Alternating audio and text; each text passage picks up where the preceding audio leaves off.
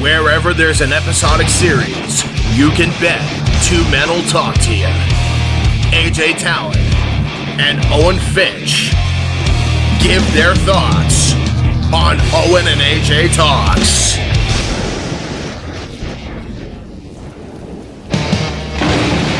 What's going on, everyone? Welcome to Owen and AJ Talks, Take 3. I'm Owen the Birdman Finch, and I'm here with... the one not named Owen, AJ Talon. And yep, this is our third try, just like this third episode of Book 1 of After Our Last Airbender, Episode 3, The Southern Air Temple. I worked in the number of takes with the episode count. Alright. Yeah, alright, there you go. And I'll just say it again, this is our first video, hopefully, that will actually get released in full, that we can actually, in the last take. Because obviously, you were sick last week. I went to Hershey, Pennsylvania 1 week, and then, just schedules have been busy, and we figured we didn't want to do like a big thing. We wanted to ease back into it. We only have to review one episode of Avatar: The Last Airbender, and we haven't reviewed Avatar since before I went to New Hampshire, and that's been like a little over a month, so we have to get kind of back on the ball again with Avatar again. So. Oh yeah, if you watch our other reviews, the next Danny review will be 3 episodes, and the next Ben episode will be 3 episodes. Yeah. So. And this is kind of a big and this is a big episode, so that's why it's only one. I mean, it's very plot heavy episode. Actually, your friend James was going to be on this episode, but kind of good thing he wasn't, because this is a very, very important episode with a lot of stuff that means a lot in the future. So I really wanted to talk spoilers. Yeah, same. So when you were like, no spoilers in this review, I was kind of like, fuck. Especially too, considering the fact, he didn't have time to watch the first 2 episodes, and typically in season 1 you could probably like skip certain episodes. You kind of have to see the first 2 episodes to kind of know what's going on here. Right, I was saying, like, if he joined us for like the Great Divide or like Bato of the Water Tribe, maybe it'd be okay. But no, this is a very important one. You can't just jump right into this one. I actually tell you this. This is actually the first episode of Avatar: The Last Airbender I ever saw, actually. Really? Okay. Yeah, so, because you've mentioned how you got into Avatar.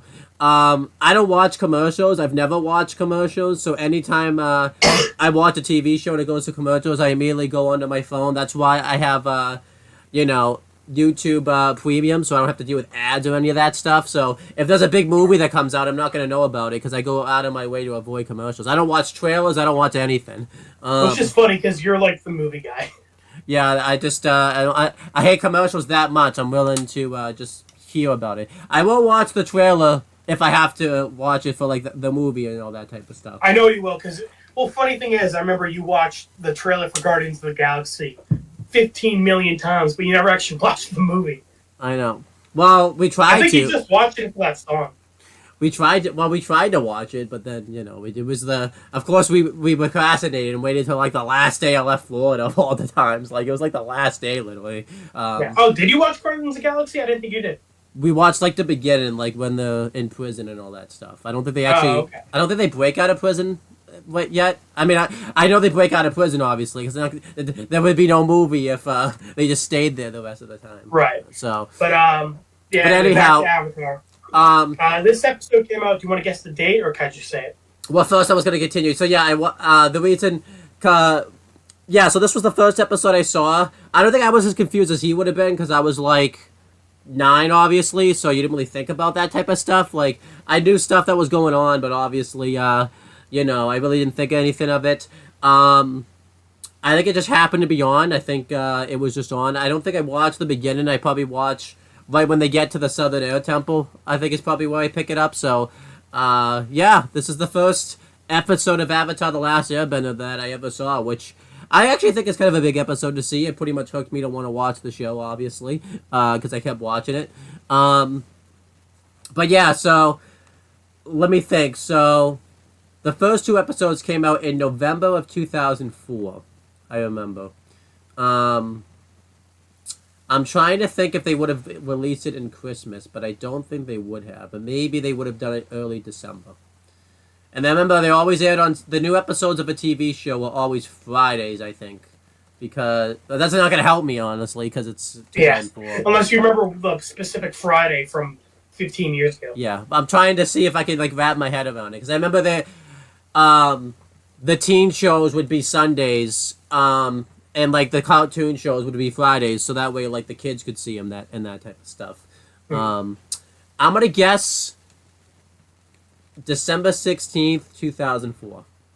Final Nope, answer. it was February 25th, 2005. Damn, so they I was thinking they tried to sneak it in right before Christmas type of thing. So No, so they waited a good while after. I'm surprised.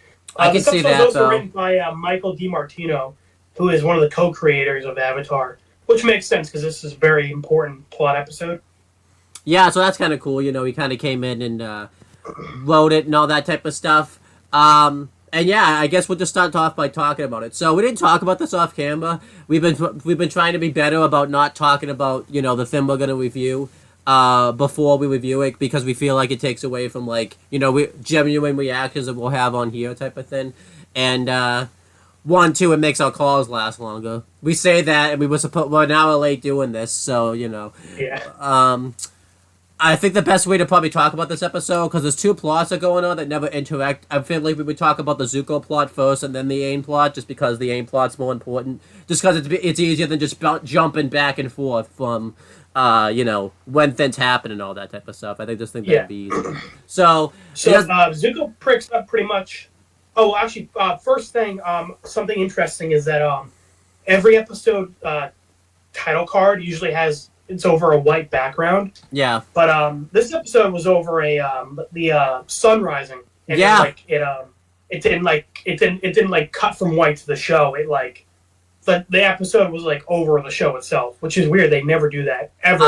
Not even in the first 2 episodes or after this. It's just as one episode they do that. I don't even remember them ever doing this. Actually, this is the first time I really noticed it. Maybe because Also, no Roku. um. Usually Roku narrates the previously on, but he didn't this episode. Yeah, I guess there would have been a lot to do previously type of thing, so. But yeah, so it was pretty cool that they did it that way. Maybe it was to show, the finally on the road type of thing, because it's the first time they're, on the road traveling to the North Pole and all that type of stuff, so maybe they wanted to show that.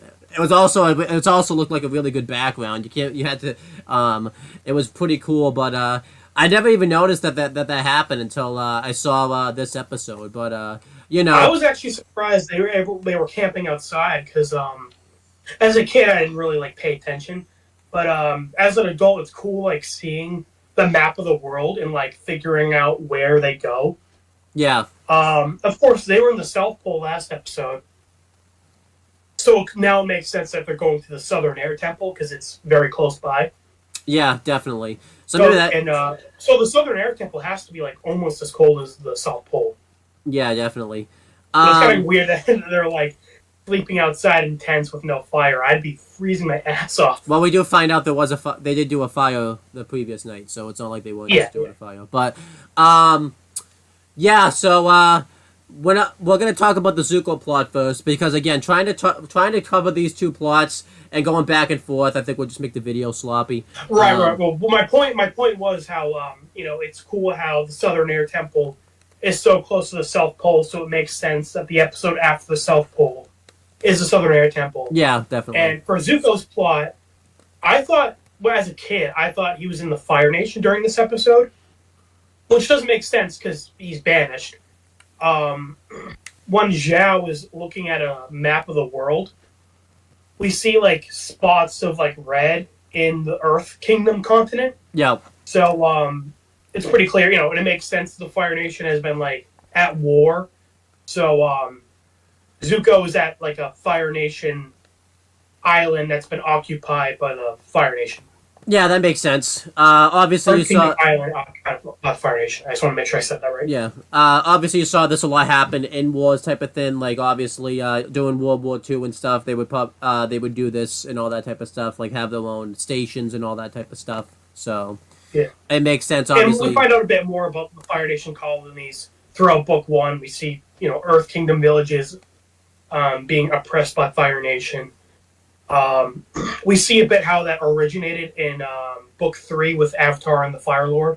Yeah, definitely. And the comics and Korra go into really big detail about how like big of a deal the Fire Nation colonies were after the war, and like figuring out what to do with them. Yeah, so that's pretty cool. So So it's just cool that like this like introduced the idea of like the Fire Nation colonies in the Earth Kingdom. It's such a minor thing in this episode, but it's really cool how so many minor things in this episode become huge for the series later on. yeah, You know? definitely. It's That's pretty why cool. I was like, this episode is huge, like a big. You cannot skip this episode. Yeah, you definitely can't know. And it's pretty cool, because obviously we didn't really know how much the Fire Nation really did take over, just because we only spent time in the South Pole, really. So this is kind of like you just said, seeing what the world's kind of actually like type of thing, because we haven't really seen it. We just kind of heard about it type of thing. Yeah, well, And definitely something where like watching this as a kid is different from watching as an adult. yeah, As an definitely. adult, you really appreciate like how much detail they put into like building this world. Yeah. But yeah, again, we're gonna talk about the Zuko plot first, just because it's the B plot. It's a pretty big B plot. We don't want to obviously go against it, but the aim plot's a little bit more important, so that's why I think we're gonna talk about it. But yeah, so this is right after I think. It's kind of interesting because I don't think it would. I always think about this sometimes when I watch those. Like, is this the same time as the A plot type of thing? Like, is this a different day, different timeline type of thing? Because they don't. Obviously, we don't know the timeline. So is Zuko stuff like right after, and then or not I right think they have after? to be at the same time. Yeah, but it's tough to really know because they don't interact with each other. But Well, because the Zuko plot begins with like I said, they dock at a Fire Nation occupied military dock, and right after the events of the last episode, where Aang buried his ship in snow, there's a lot of damage to the ship. yeah, I was thinking like in terms of like, is this like is this just a couple of days after? And Ainston's like maybe like a few days, like is it like 3 days after? Like are they type of thing? Well, So I was also going to say Zuko makes it very clear, like to Iroh, that he doesn't want to be here long. He wants to get his repairs and quickly leave so they don't lose Aang's trail. yeah, so I assume this is happening like the day after the last episode. yeah, so yeah, Zuko and Iroh arrive. We see that the ship obviously has been damaged from the stuff at the last episode. And also really cool detail is how much smaller their ship is compared to the other Fire Nation warships. Yeah, they do a good job of really representing that. Because this episode's really showing how Zuko is like really looked down on, Yeah, despite being the prince. People are giving him shit because he's banished and like his dad doesn't love him, and like he doesn't have a lot of respect yeah. from So the other Fire Nation soldiers. Yeah, Zuko, arrives to the colony, or the community, whatever it's called, and Zuko wants to get, like you said, he wants to get the repairs done quick, so that way, he doesn't want to stay long, he doesn't want to lose the Avatar's trail, and Iroh mentions that the Avatar, but Zuko doesn't want anyone to know that the Avatar's around, because if they start looking for the Avatar, then if Zuko doesn't catch the Avatar, in his mind, he won't be able to get his honor back from his father and all that type of stuff. And we meet a new character. We mentioned him last time, and he becomes the main villain of Season 1 / Book 1. We meet Zhao. And it's interesting seeing them talk because... Oh, sorry to interrupt you. I just want to say this real quick. I think I mentioned it off camera, but each book usually has like two main villains. Yeah. Book 2 has Long Feng and Azula. Book 3, it's like Combustion Man, kinda, and Ozai. Yeah. And then, of course, Book 1, it's Zuko and Zhao. And I like this pairing a lot because Long Feng and Azula have a cool relationship, but like it doesn't last very long. Yeah. It's pretty much Azula dunking on him, and then Combustion Man and Ozai never interact. It's really cool how Zhao is as much a villain to Zuko as he is to Aang. Yeah, that's really awesome, yeah. So it's like these two villains of the season are competing with each other to capture Avatar. Yeah. And I like it too because, even though Zuko's meant to be the villain, this just shows that Zhao's a little bit more of a villain than Zuko is, just because of how he acts towards Zuko and how he acts towards basically kind of everybody else and all that type of stuff. So and it's interesting because like if you ask me who the main villain of the season was, I don't think I'd be able to answer because like Zuko fights Aang more, but like Zhao's like the season finale villain and stuff. Yeah. But like I don't know who I would consider the main villain. Yeah, it's really tough to. Yeah, if I had to give you an answer, I probably would say Zhao, just because what Zhao's doing, as you find out later on, is worse than what Zuko's doing. Like Zuko, and when Zuko goes to like these places, he doesn't go into he just wants to find the Avatar. He doesn't go in with the idea of wanting to hurt these people until he gets like desperate type of thing. Where Zhao kind of doesn't really care. He'll just kind of he'll I mean, as we find out later on, he pretty much was going to kill his own master later on type of thing, just to get the Avatar and all that type of stuff. Well, yeah, like looking back as an adult, Zhao's a real piece of shit.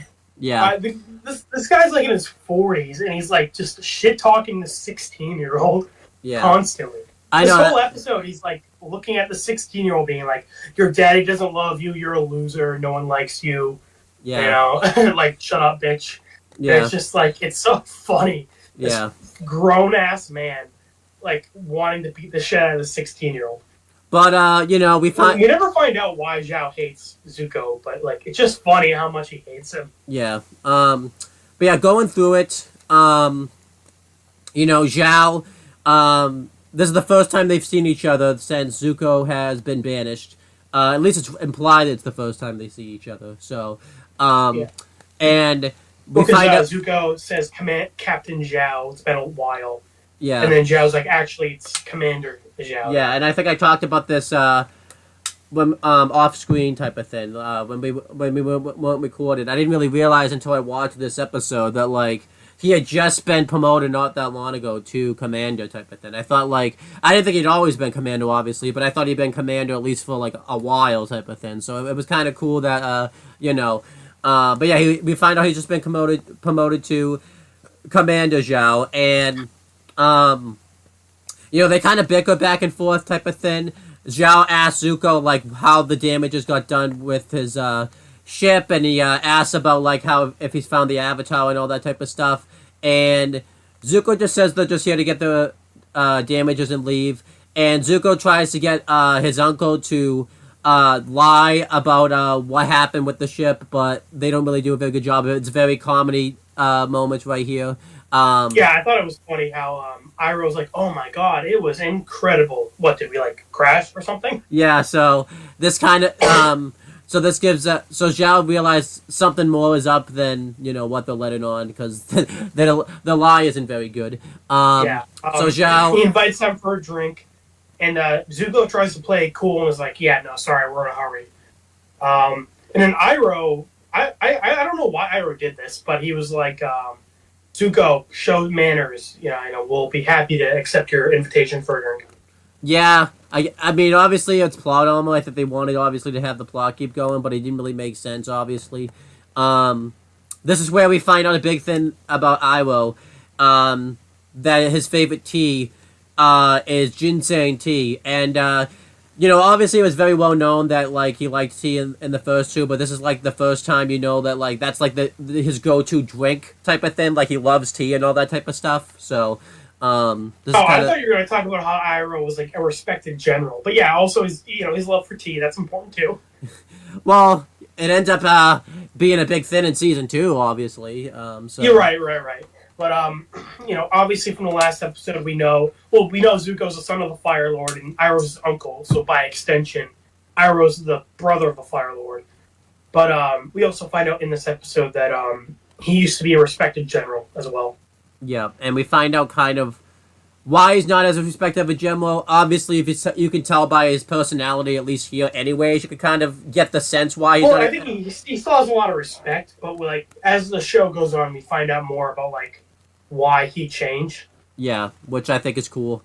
And yeah, so it cuts to the next scene that we see of them, and they're having a drink. And again, I think when I first saw this, I just assumed they weren't necessarily Zhao's house. I thought they were just kind of like, at least at Zhao's, like, house type of thing. His but house, I think it's just, like, his quarters or, like... Yeah, but I thought, when I was a kid watching this, I thought it used to be his house, but I didn't realize it was, like, his quarters type of thing. So, Zhao's pretty much questioning Zuko about, where the Avatar is. He also mentioned a pretty big thing before this, about that ends up kind of having a big impact in season 2. He mentions that the Fire Nation are so close to winning this war that they're pretty much going to take over the Earth Kingdom capital. And as we find out later on, if they take this over, they'll pretty much be nearing victory in the war. And this is a cool thing that was mentioned here because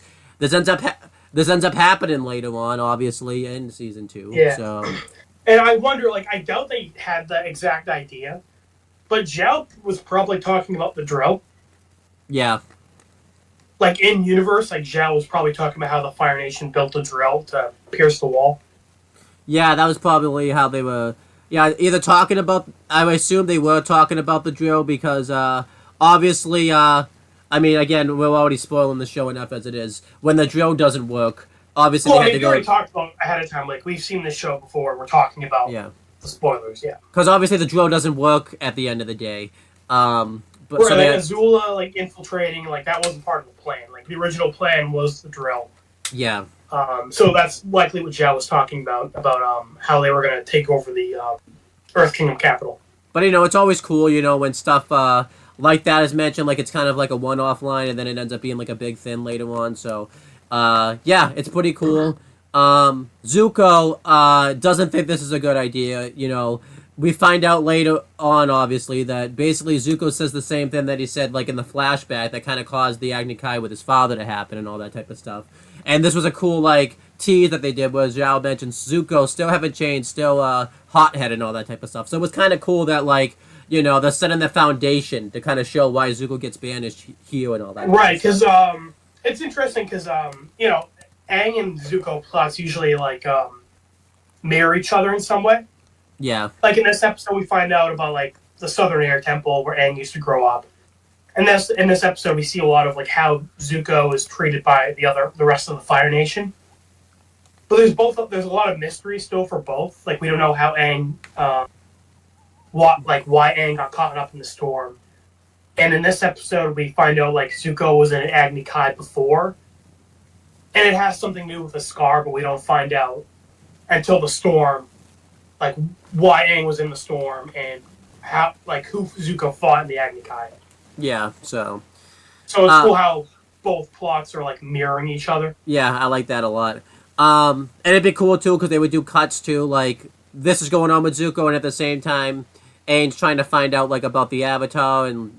He's like trying to deal with, the fact that the Southern Air Temple is empty and all that type of stuff. So it's kind of cool, like they are mirroring each other, and it's like happening. They're mirroring each other as the episode kind of progresses and all that type of stuff. Mm. So it's all like this thing happened, and then like something completely unrelated in Aang's world was kind of going on type of thing. So right. But yeah, so Zhao's basically needling Zuko, being like, "Hey. Have you made any progress in the Avatar?" And Zuko's like, "Nope." And Zhao's like, "Hey, listen, Zuko, if you have any loyalty to the nation, you should tell me if you've found anything."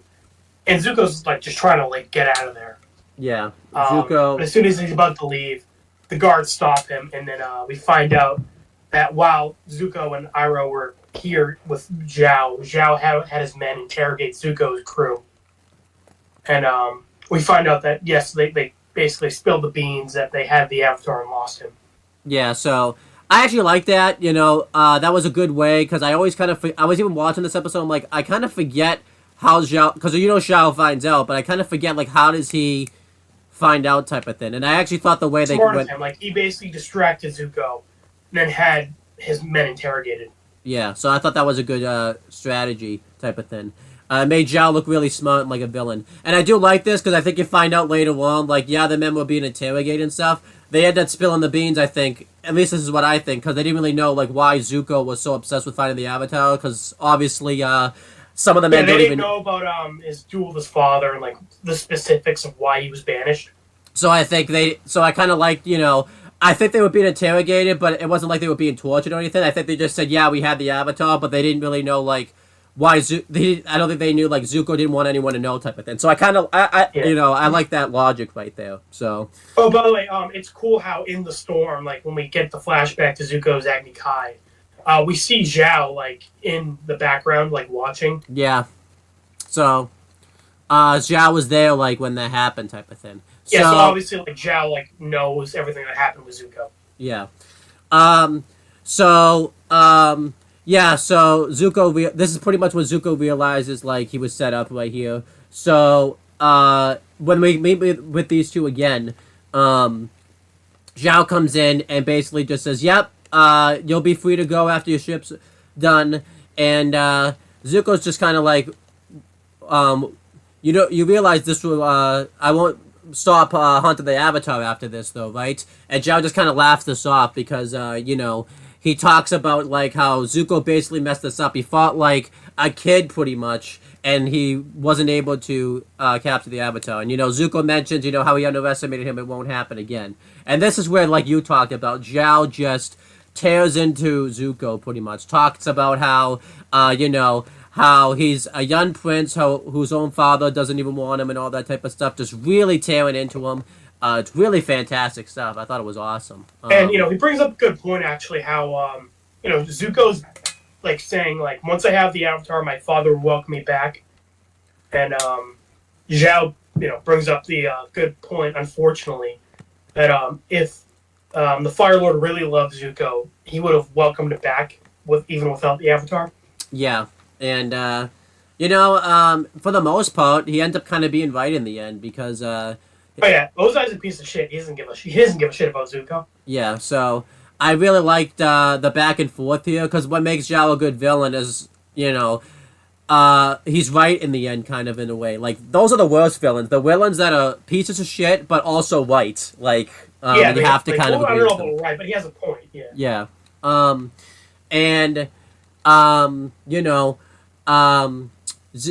Eventually Zuko just gets sick of Zhao, and, Zuko challenges him to an Agni Kai, and because I think what set Zuko off was Zhao made a comment about a scar. Yeah. And then Zuko says, "How would you like the one to match?" Yeah. So. And then Zhao takes that as a challenge for an Agni Kai. And because Zhao was like gonna keep Zuko and Iroh here until Zhao and his men had already left. Yeah. So basically, Zhao was gonna get a head start to capture Aang, and Zuko was like, "Oh, so what? Are you scared that I'm gonna get him first?"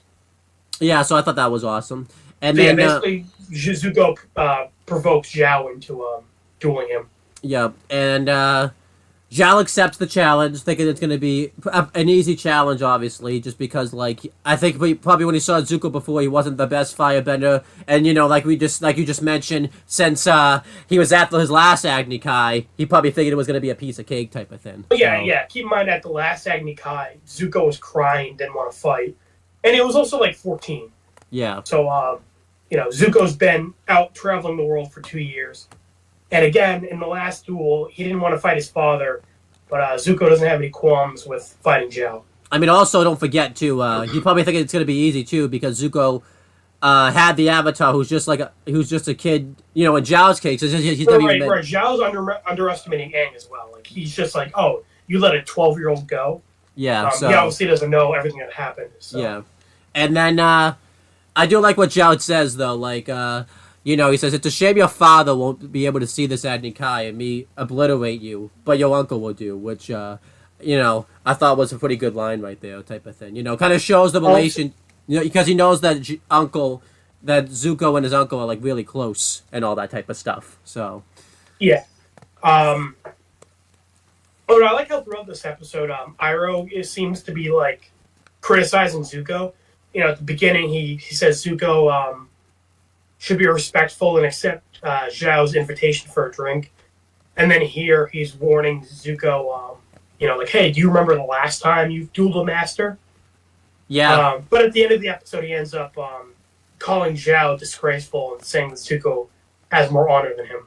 Yeah, so I thought that was. It's a small thing, but I like how Iroh's like little character arc in this episode. He seems like he's criticizing Zuko a lot, but at the end of the episode, we see him that he actually like believes in Zuko a lot. Yeah, I thought that was a good thing, and that becomes like a big thing for Iroh's character, like throughout the show. So yeah, he's like mentoring Zuko on like how he should behave. Yeah, and when Zuko makes the right decision, he like praises him for it.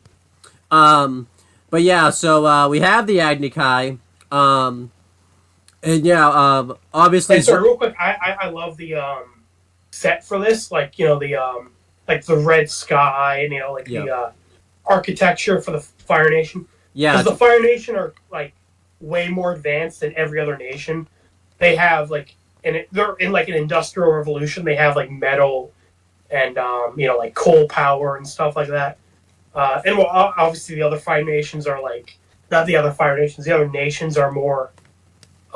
They're farther behind, like technology wise. Which makes sense, obviously, because they've just had the villages like obliterated and all that type of stuff. So right. So I'm just saying, I like the Fire Nation settings. Like they're like the little like courtyard and like the big steel walls they're in. Yeah, really good stuff. And it's just a cool setting, And the Aang setting is really cool too. I think the air temples all look really cool. Obviously, they did this at sunset too, because obviously we find out later on that that's when the firebending's like stronger, obviously. So yeah. Like the full moon, the waterbenders are stronger. The sunrise, the firebenders are stronger. So yeah, but I really I really liked the set also. I liked obviously the music too they were using for this was very ominous. Yeah, I was gonna say music is great in this fight. Yeah. I did. It's about the same music we heard in the last episode. It's basically all the fight music. This was kind of cool too because this was the first time we saw like two of the same benders fighting with each other, type of thing. So this was kind of cool to see like which one was gonna be better and all that type of stuff because we haven't seen like two benders of the same bending. Like we haven't seen an air person that does airbending versus a person that does airbending, a person that does firebending. I mean, I guess you kind of saw it, obviously, when Zuko was trained. Do we count Aang throwing those pies on the other monks? Does that count as an airbender versus an airbender? No, because they didn't airbend back at him, so it doesn't count. But I mean, I you could say when Zuko's firebending, but I wouldn't really say they're fighting. It's more though they're just like training type of thing. When he's firebending in like the first episode, he's just when they're doing the training. And yeah, so the Agni Kai starts. I think we talked about this off air. They don't say the rules of an Agni Kai, and we did think I put some more thought about it. It actually makes sense that they wouldn't because everybody there is firebenders. They would know what an Agni Kai is. Everybody has been in an Agni Kai before.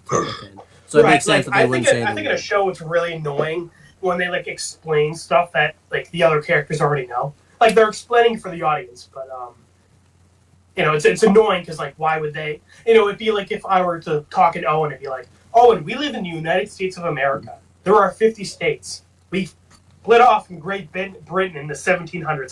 Like you know this already. Like, yeah. Like, why am I explaining this to you? So I thought it was kind of, I mean, it wouldn't help the audience, but if you think about it a little bit more, it makes sense that they wouldn't explain the rules because they already know the rules type of thing, Yeah. But yeah, I guess I'm gonna guess the thing of an Agni Kai is you pretty much just try to throw as much fire or bend as much fire at your opponent as you can until either they can't get up or they submit. I'm gonna guess is what it is. I'm pretty sure like murder is like legal in an Agni Kai. Like I'm pretty sure it's like similar to like a Wild West duel where if both opponents like consent to the duel, it's like if a murder happens, it's considered legal. That's true. Yeah. I was thinking submit. Because nobody, at least the two Agni Kais I've seen, no one died or anything like that. So I was trying to go with based off what I was seeing, type of thing. So right. Well, in the Avatar Kyoshi books, we find out like there's a character who's kind of notorious for like killing people in Agni Kais. Okay. So like presumably you can kill people in Agni Kai. So you don't even really need the book. Like you could assume this because when the fight's over, like Zhao is screaming at Zuko to finish him. Yeah, that's true. And Zuko spares him, so like it's implied that you can kill people in an Agni Kai. Yeah. But yeah, I guess it's basically like a fight, like a Wild West fight type of thing. I will actually coach him, and he says the same thing. Remember your basics, Zuko, and all that type of stuff. Yeah, he said this in the last episode, so it's really cool. And that's a real like martial arts thing, where like knowing a bunch of fancy kicks and punches is good, but like if you don't like have good like fundamentals, then like it doesn't really mean much. Yeah, I mean that can be. Well, it makes sense. Like Zhao's like doing all this like fancy high level stuff, but Zuko's able to beat him with just like the basic moves because he has a better grasp of it. Especially too, like that could just be said in like anything, like when you're studying for like your math stuff and stuff, you can know the answer type of thing. But if you don't know how to get to that point to get the answer, right? If you're able to do all this complicated stuff, but you don't know 2 plus 2, it's not going to mean much. Yeah. But yeah, so Zhao destroys Zuko in the beginning. I really loved obviously the camera work and just like the way this was shot and everything like that. I think they both look cool. Like they're both ripped and they're like shirtless. Yeah. I don't know. They look like little English. Sorry, they look cool without their armor on. Obviously, Zhao's a bit more stronger, obviously, just because, he's been fighting in war and he trains probably a little bit more. Because he's a 40-year-old man beating up on a teenager. Yeah. So yeah, Zhao, destroys Zuko in the beginning. He's blasting his fire at him, and Zuko, it's pretty much causing Zuko to, Zuko's bending it away, but it's causing him, like, to back up a little bit type of thing. And like he's losing his balance. Yeah, and then eventually he falls to the floor, and it looks like Zhao's going to finish him quickly. And Zhao's expecting... He underestimated Zuko here. We should talk about this, too. He's expecting this to be over, like, quick, too, by the way. It's not like, too, he's thinking this is going to be a long thing. And yeah, he starts off the duel by saying, like, this will be over quickly. Yeah. So. And he's about to blast Zuko, and Zuko does, like, this really good, like, flip to get out of it, like, and, like, sends the fire And we away, get, like, 3 different camera angles of it. which I thought was awesome. Yeah. And also, then, like, it shows the difference between them, because when Zuko was on the ground, Zhao was going in for the kill. And, at the end of the duel, Zuko just hits next to him. yeah. So can we say, by the way, in a sense, this, if, now that we know the Zuko's good with, like, swords and everything like that, can we say, in hindsight, it kind of makes more sense that Zuko's doing a little bit more of, like, this athletic stuff and all that type of stuff? Yeah, I think it's a really good point that, like, Zuko is, like, his dad shits on him for not being a good firebender, but, like, Zuko's really good in other areas that, like, just didn't get, properly trained, like, he's a great swordsman, he's great, like, at stealth, and he's a great athlete. Yeah. So, yeah. But yeah, so then Zuko starts fighting back. Before that, I like the slow motion view of like we see Zhao's fireballs in Zuko's eyes. Oh, that was awesome. I like to imagine Zuko was probably having a flashback to the last Agni Kai, Yeah. Like he had a fireball coming right at him. I feel like that would trigger PTSD, Yeah, you can't blame him. And I like how Zuko, Zhao was blowing fireball, but Zuko's kind of blowing it at like his leg to kind of just knock him down, type of thing. Like he's we see Zuko, and we see Iroh like telling him like Zuko, break his root. Yeah, and so, Zuko, like that's what I said about Zuko having better basics. He's, Zhao can't do anything because Zuko keeps like getting him off balance. Yeah, and then eventually he knocks Zhao down, and Zuko has at a point where he can just basically go for the kill. He can just just throw a fireball at him and just kill Zhao, give him like the same scar. And Zhao's even pushing for him to do it. And this would save Zuko a lot of trouble in the future. Zhao's a rival to him. He doesn't want Zhao to get angry. Yeah. So like again, like if Zuko just killed Zhao or at least horribly burned him, would have saved him a lot of trouble in the future. But he doesn't. He has Zhao at his mercy. He shoots a fireball like off screen. We don't know if he hit him or not. And then we cut back to Zhao, and we saw he hit next to him. And Zhao's upset about this. He Zhao's such a piece of shit. He's like, "You're a coward. You didn't fucking kill me. You're a coward." And Zuko basically warns him that next time he gets in his way, he won't hold back. And Zuko's about to walk away, pretty much. And then Zhao gets up, and he's about to basically obliterate Zuko from behind. And Iwo, we see, comes up, and he grabs his foot, he throws the fire away, and he just throws Zhao to the ground. And throughout this whole episode, Iwo, like you said, not necessarily was trash talking Zuko, but he was very peaceful this episode. He was being pretty respectful toward Zhao, and he was kind of criticizing Zuko a lot. And then this time around, first Zuko, is about to charge at Zhao since he was about to, basically murder him and all that type of stuff. And I will have to talk him down pretty much. Say, no, don't take your victory. Like, you have a victory here, don't basically ruin it type of thing. And I will basically talks down Zhao saying, like, this is how the great Commander Zhao reacts in defeat. And he even says disgraceful. And he says, even in exile, my nephew is much more honorable than you. And then he says, thanks for the tea. It was delicious. And there's a reason that I'm going to bring that up. But, yeah, I like that Zuko... I like that Iowa finally stuck up with Zuko here. They built to it really well, like you said, throughout the episode. And I liked it, too, just because it's really interesting. Because it was... while Iowa was giving Zuko a lot of jabs, the one jab he gives to a Zhao is the one that stunned the worst, I would say, too. Which I think is interesting. Yeah, I thought this was awesome. And then they kind of walk off, and Zuko asks, did you really mean that?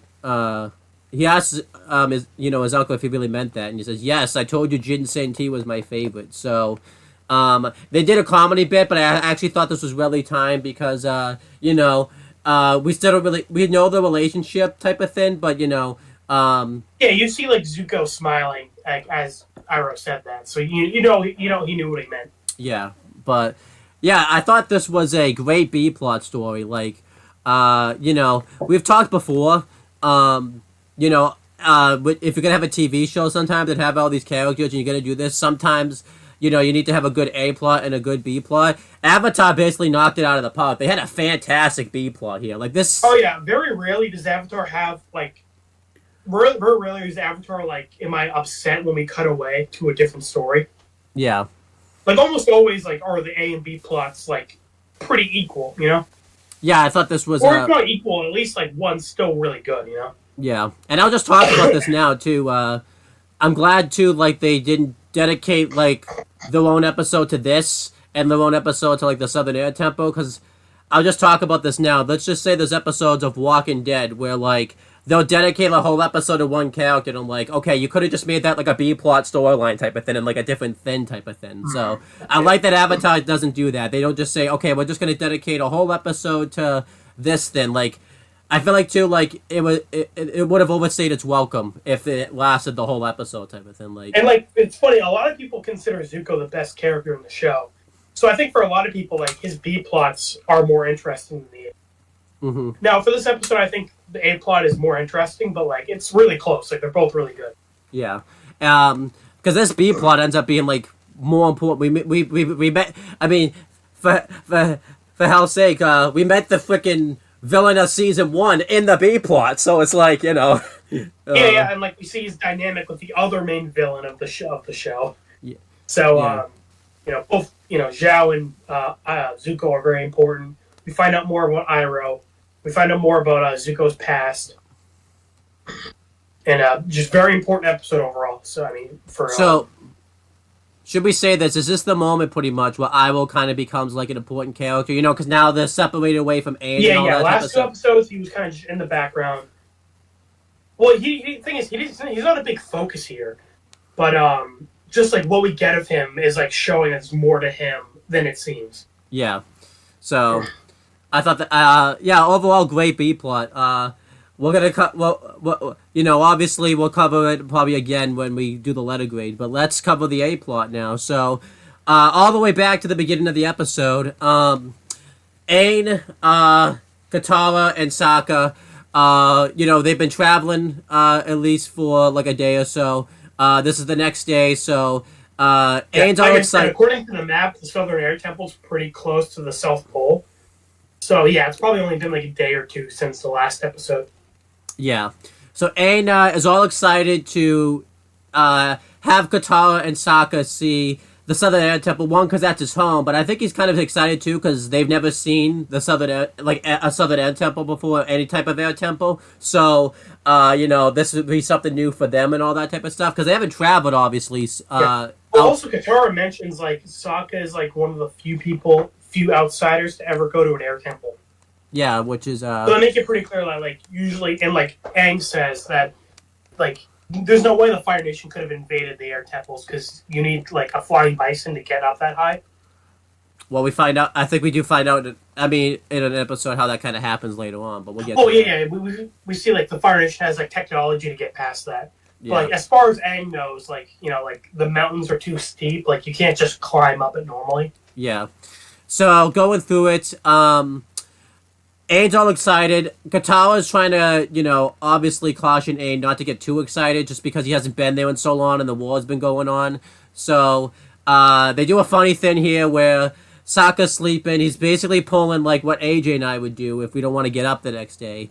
And Aang pretends that there's a snake in Sokka's, sleeping bag to get There's a snake in my boot. I thought it was awesome. I like how Sokka's just the normal one on all this. He wants to sleep type of thing. Yeah. Well, as he said in the last episode, he's just a guy with a boomerang. He didn't ask for all this flying and magic. Yeah. So, they're on the way to the air temple. We find out that they have no food. Aang's actually like excited to go, like because we talked about it before. How like it seems weird that Aang is like he isn't reacting much to being 100 years in the future. Yeah. But, when Katara brings up, like, hey, the Fire Nation are ruthless, like, just be prepared when we get there. Yeah. I feel like, and too, we see, like, Aang, like, looks bad for a second, but then he's like, nah, it's fine, all the Airbenders probably escaped. Yeah, so it's kind of like... It's more like Aang's in denial, like, in this episode. Which I thought this kind of fixed that problem we had from episode 1 type of thing, where, like, Aang didn't react right away. You could say, like, well, wouldn't Aang realize, like, it's been 100 years, but as we see later on, someone made it 100 years, so, it is possible, like, they could have made it. A few people actually made it 100 years. So, but yeah, going through, they get to the Southern Air Temple, and the shot of it just looks really cool. Obviously, it looks like a typical monk's temple, but just, the music they play for it, and just the camera view and everything that they do for it is just absolutely awesome. Yeah, I think it's great. Like, it's huge. Like, I love the design of it. Like, the 3 main towers. Of course, you see, like, there's, like, a place for the bison to sleep. Yeah. There's, like, courtyards. There's a little, like, sports area. We find out that's airball. And, honestly, the air temples are, like, some of my favorite locations in the show. Yeah, it really looks beautiful. Aang is all excited. Sokka obviously hasn't eaten. They have no food.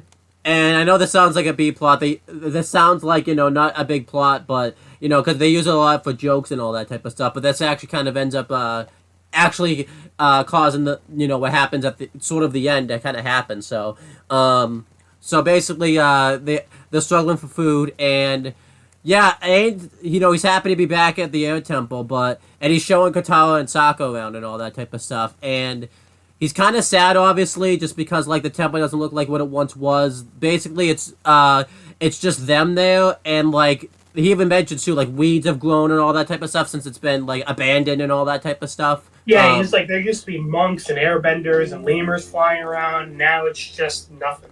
Yeah. So. But he looks pretty sad. But then Sokka cheers him up and he's like, "Hey, let's play some airball." Yeah. I like Sokka in this episode, even though like he was a little annoying with like him. He keeps wanting food. But I like that him and Katara keep trying to cheer up Aang.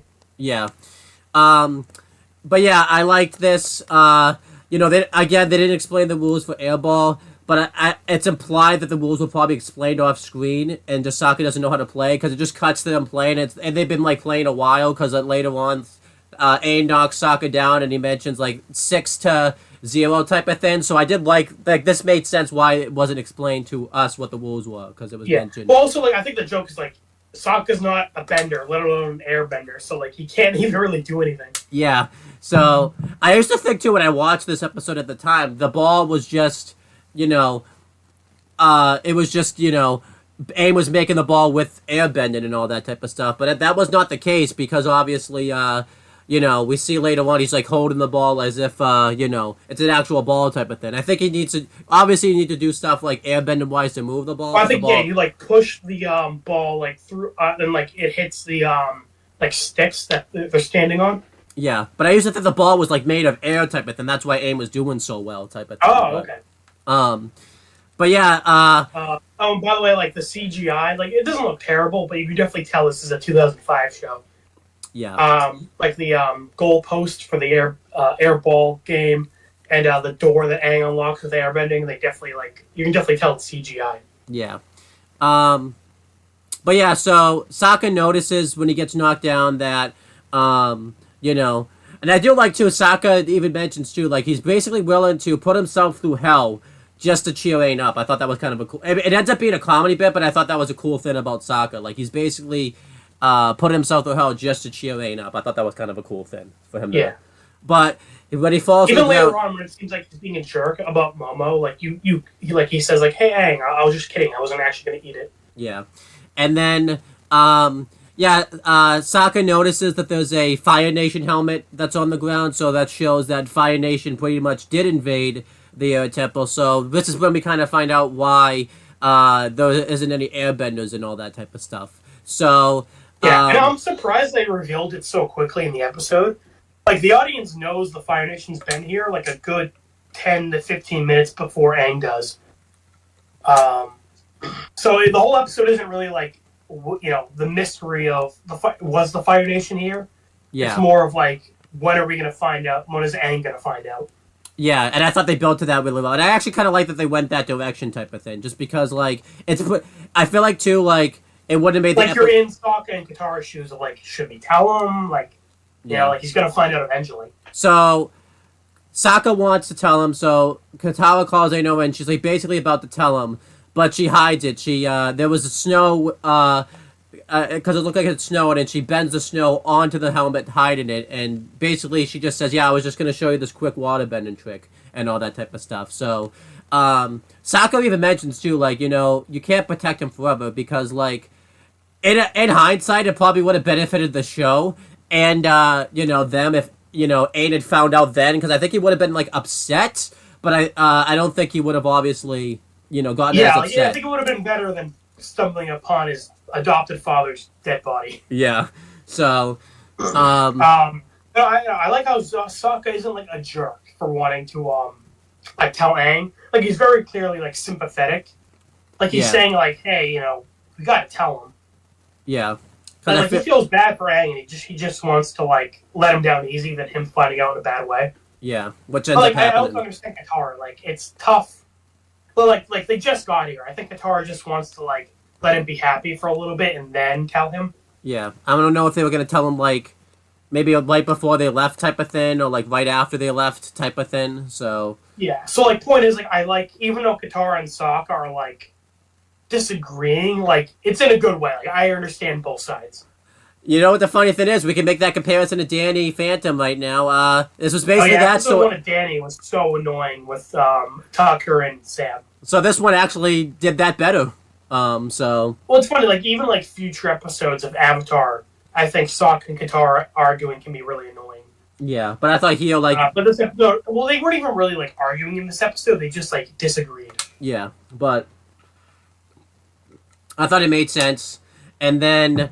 Yeah, Aang walks over. We see the statue of a monk. I don't know who we're meant to think he is. I think we're meant to think like he's like the leader, but he's clearly very well valued and everything like that. And the thing is, in this episode, I thought Monk Gyatso was the leader, and then we find out later on he's not. He's like on the council.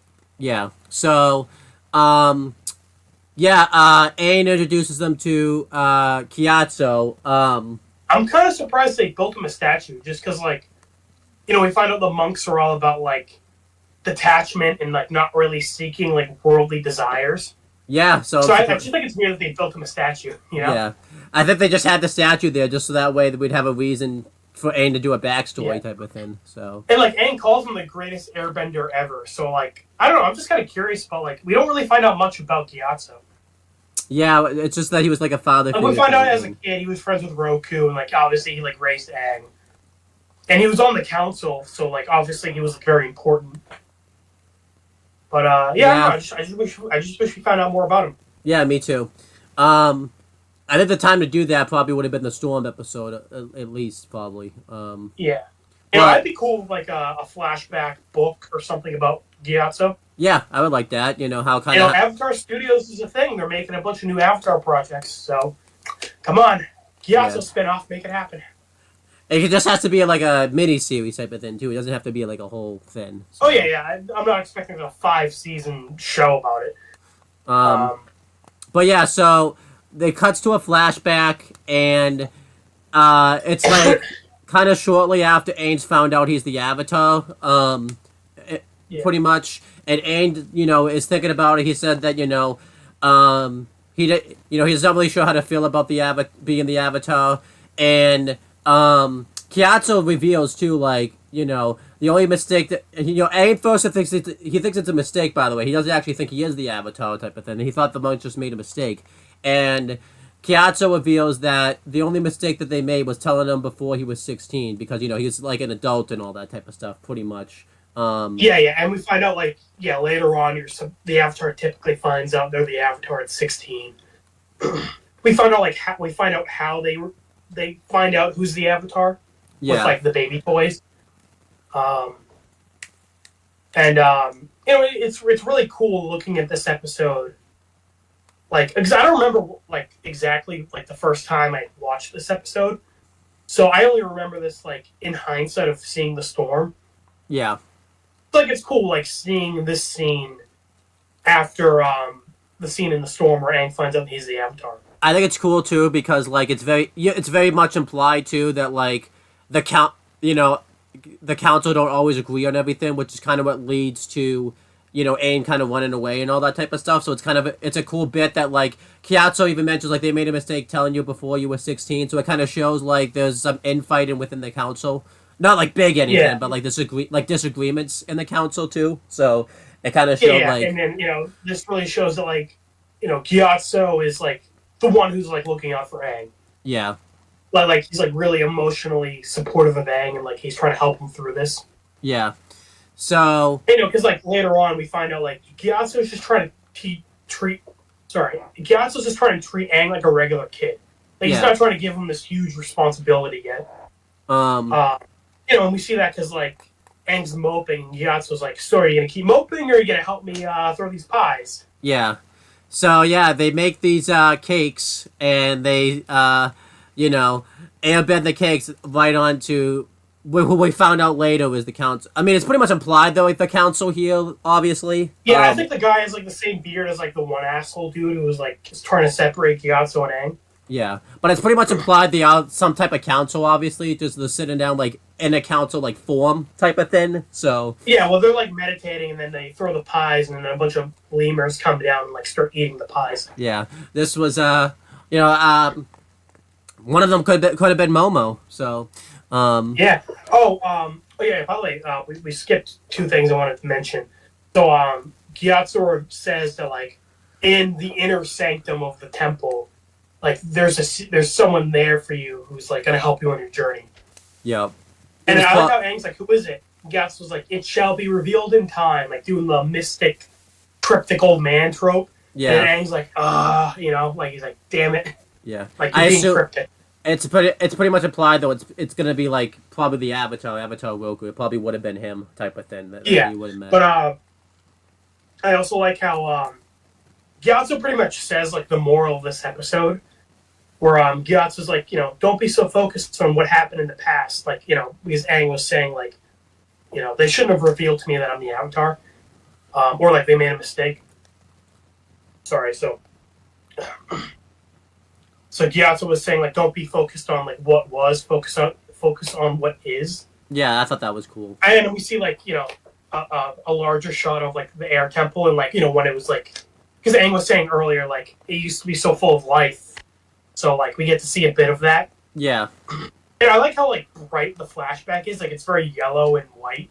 Kind of shows, everything was at peace and everything like that. Like Yeah. So I like that, the use of colors showing that this was like a happier, lighter time. And like Kyato said, is pretty much is the moral of the episode because it ties in here, and it ties Katara in. says the same thing later on, like when Aang's in the Avatar state, she's like saying that like Gyatso and the others are gone, but like you have a family now. You have me and Sokka. And then much of Zhao and Zuko's drama is stuff that they're talking about, like in the past type of thing and all that type of stuff, not really in the future and all that type of stuff. Oh, that's right. Yeah, I didn't even think about how that relates to Zuko. Yeah, you're right. Okay, cool. So then Aang is gonna go to, what's the name of the air temple that they end up going into, or not the temple, but the room they're gonna go into? Because I forget off the top. Of my head. It's like the Avatar statue room, but like I don't think it's given a name. Yeah. But it's basically, this is essentially the room he was supposed to go in, obviously, before he ran away and all that type of stuff. And we find out that the key to it is airbending. So Aang uses airbending, and it goes through like the pipes of the door, pretty much, and it causes the door to open. I thought, again, it was very 2005, but obviously I still think it's cool watching this because, again, I was a kid in 2005 when I was watching this. Oh yeah, I wasn't paying attention to the details, but what was I gonna say? Also, it makes sense why the Fire Nation couldn't get into this room, because you need airbending to open it. Yeah, so I thought that was cool, and this ends up tying in, like, I think in certain rooms, like later on they can't get into where Aang has to go meet Roku because you have to. Oh yeah, I was just gonna bring that up. How the Fire Temple has a similar thing. Yeah. Where you need firebending to open it, and then in this you need airbending to open it. So I'm wondering if the. I don't think that really works with Earth. Well, you could unless you do like a tiny walk type of thing, like into a thing. I don't know. Yeah, unless it's like a rock wall, and then you just like open it. I guess. And then water, I guess you can make it work. Yeah, you can make it work with water. I would say. Again, I feel like you can't do the trope too much. I think they did twice is probably enough to do it. So. Yeah, it's fine for what it is. Yeah, but overall, So Aang, the door opens and we see these statues in there. And again, I think this is where I like the fact, they're explaining this stuff to us because, these three characters are learning this stuff as we're learning it. So it actually makes sense why they're explaining it so much and all that type of stuff, which I like. And we find out that these were all past avatars. And there's an order that it goes in. It's air. Let me see if I can get the order. I'm probably going to get it wrong. I think it's air, water, earth, then fire. Because I think Is that the correct order? Yeah. There you go. And they say the order at the beginning of every episode. I don't think they do because I think it's water, earth, fire, air. I mean, you mean like the specific? Well, like it doesn't really matter where it begins. It's just like the specific order is what matters. But this is where we find out that Well, because this isn't really much of a spoiler, but in Korra we find out the first Avatar was a firebender. Okay. So, like, technically it starts with fire, but, like, it doesn't really matter. Yeah. But, so we find out that these are all past avatars, and they have a certain order. And I do like a callback they make, because they mention, they show Avatar Roku. And, first, too, before we even mention that, we also find out that these were once past lives of Aang. Pretty much what happens is... when the Avatar dies, he's reincarnated into, like, the next person and all that type of stuff. Yeah, so very much like Eastern philosophy, the whole reincarnation thing. Yeah. Which again was interesting because, as American kids watching this as on TV, this was, like, our first introduction to, like, that kind of, like, and, that kind of philosophy. Yeah, so I thought it was awesome they showed it here. I like Sokka, I like Sokka because he's, like, he's the non-bender and all that type of stuff. He doesn't believe in this type of stuff. He's even saying, like, Katara, you don't really believe this, do you? And Katara pretty much says she does believe it and all that type of stuff. Yeah. And then... also, it's cool because in the intro, like, we find out, like, there was an Avatar before Aang. But, like, we don't know how... We didn't know until this episode how they were, like, connected. Yeah, so I thought that was cool. So it's cool that like now we know like okay, so the Avatar is like a reincarnation thing. Yeah, so I liked that. Well, Qatar in the intro for episode 1 kind of says something similar. Like she says like people believe the Avatar cycle is broken, Oh yeah, but like it's not really specified that it's like reincarnation. yeah. So, and obviously we find out this is kind of we find out it got broken obviously because Aang got frozen in the iceberg, and since he didn't die in the iceberg, that's why there was no Avatar. Well, yeah, so it wasn't broken. It's just like Aang didn't die, so there wasn't a new one born. Yeah. Like the previous one has to die before the new one. Yeah. Which is so in Korra.